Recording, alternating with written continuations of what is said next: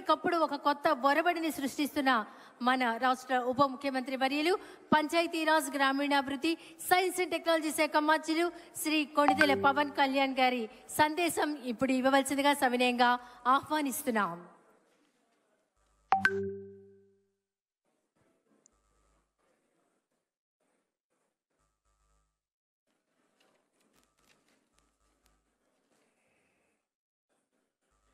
గౌరవ ముఖ్యమంత్రి శ్రీ నారా చంద్రబాబు నాయుడు గారికి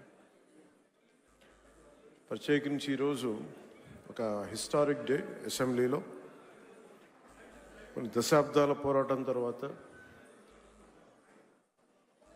వర్గీకరణని ఈరోజు చాలా విజయవంతంగా బిల్లుని ప్రవేశపెట్టి దాన్ని సాధించిన ఘనత గౌరవ ముఖ్యమంత్రి శ్రీ నారా చంద్రబాబు నాయుడు గారు. అలాంటి సక్సెస్ఫుల్ ఈ రోజున శాసనసభ్యులందరూ ఈ క్రీడా సమ్మేళనం తాలూకు మన ప్రైజ్ డిస్ట్రిబ్యూషన్ కానీ, అలాగే ముఖ్యంగా ఈ కల్చర్ ప్రోగ్రామ్ చూస్తే నాకు నేను చేసిన గబ్బర్ సింగ్ సినిమాలో నా పోలీస్ స్టేషన్ సీన్కి వచ్చింది. చచ్చిపోయాను నిన్న. అంటే నేను ఎప్పుడు నా లైఫ్లో ఇన్ని దశాబ్దాలు, అంటే మనకు కొంచెం మన అసెంబ్లీలో ఇన్ని దశాబ్దాలుగా ముఖ్యమంత్రి గారిని మన నారా చంద్రబాబు నాయుడు గారిని చూస్తున్నప్పుడు ఎప్పుడు ఆయన ముఖం ఇంత నవ్వుగా నేను నా జీవితంలో మనం ఎవరూ చూడలేదు.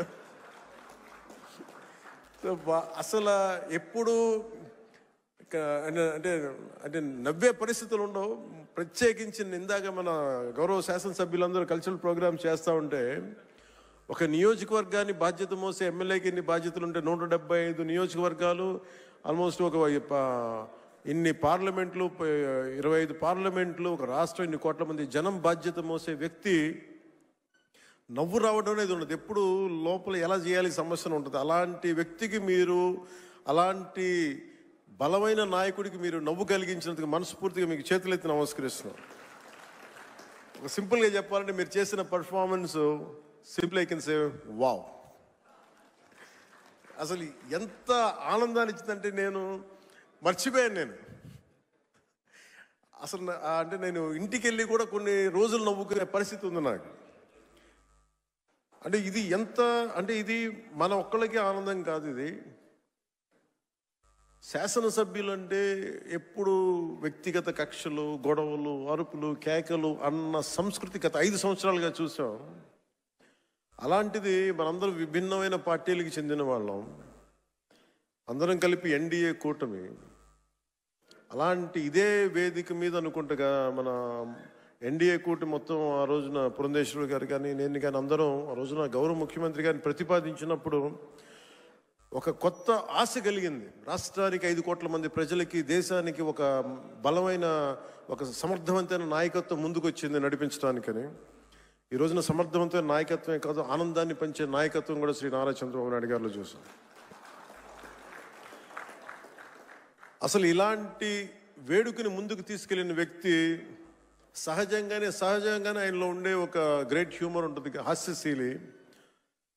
శ్రీ చింతకాయ, మన గౌరవనీయులు స్పీకర్ శ్రీ చింతకాయల అయ్యన్న పాత్రుడి గారి పాత్ర ప్రశంసనీయమైంది. ఎందుకంటే ఆయన కనుక పూనుకోకుండా కానీ ఉండుంటే ఇంత ఆనందాన్ని మనకి లభించే అవకాశం ఉండేది. మనస్ఫూర్తిగా చింతకాయల అయ్యన్న పాత్రుడి గారికి మనస్ఫూర్తిగా సందర్భంగా నేను ధన్యవాదాలు తెలియజేస్తాను.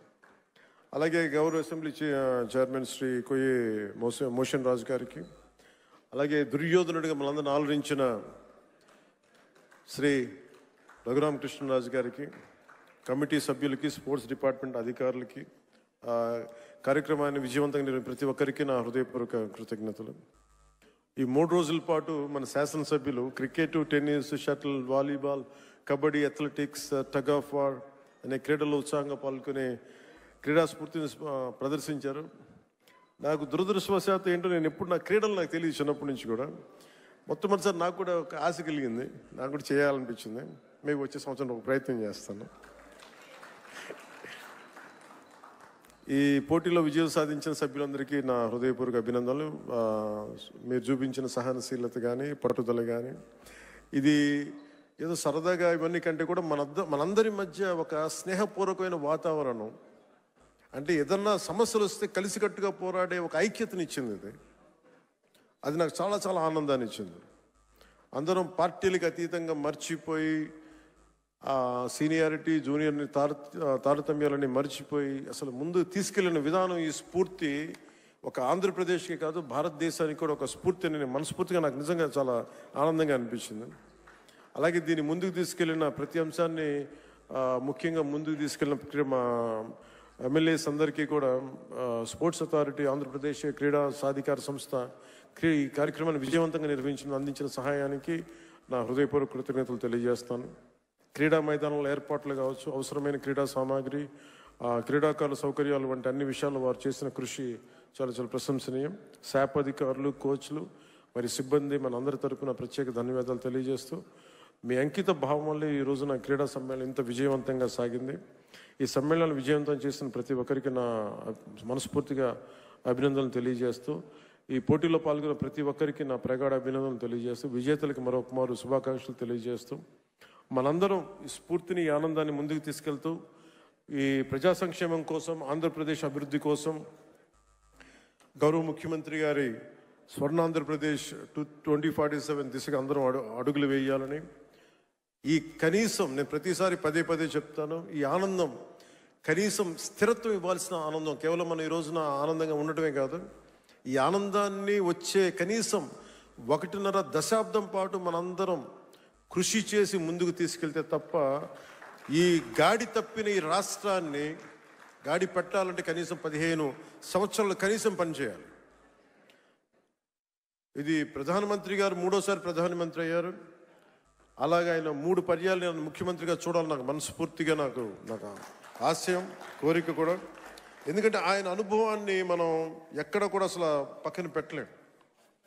సో ఆయన దగ్గర నేను మనస్ఫూర్తిగా ఈరోజు మరోమారు గౌరవ సభ్యులందరి తరపు నేను ముందు చెప్తున్నాను, ఆయన దగ్గర నుంచి నేర్చుకోవడానికి కానీ, ఆయన కింద పని చేయడానికి కానీ నేను అనుక్షణం ఎప్పుడు సంసిద్ధంగా ఉంటానని తెలియజేసుకుంటూ, నాకు ఈ అవకాశాన్ని ఇచ్చిన ప్రతి ఒక్కరికి ధన్యవాదాలు తెలియజేసుకుంటూ, ముఖ్యంగా మీరు ఇంటికి వెళ్ళేటప్పుడు మీరు చాలా అనుభవాలు తీసుకెళ్తున్నాను.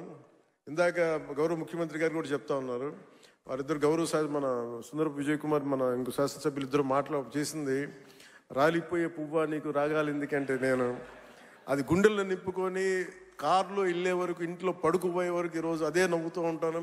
ప్రతి ఒక్కరు చేసింది అంటే మనస్ఫూర్తిగా మీ అందరికీ ధన్యవాదాలు తెలియజేసుకుంటూ, జయ ఆంధ్ర, జయ భారత్, జయ హింద్.